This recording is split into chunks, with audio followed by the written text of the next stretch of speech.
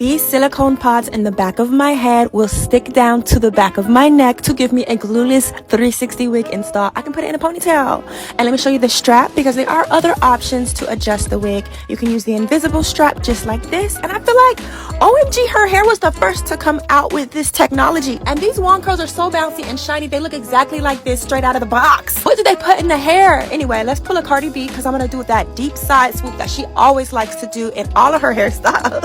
And I have a big forehead and my forehead sticks out, so swoops are not my friend. But today I just said, you know what, I don't care, I want to do it. Instead of using an elastic, I braid it so it doesn't move. Now I'm gonna put the hair in a half ponytail and switch it over to the front to make it look like the hair is just like cascading in my face, but I'm froofing the hair out to make it bigger and bigger, and I love it. I feel like a pineapple. I feel like a beautiful pineapple, and I look cute, and this hair is so pretty. I love the color of it, and these curls. I didn't have to put any product in the curls, I'm not even kidding. So yeah, buy it.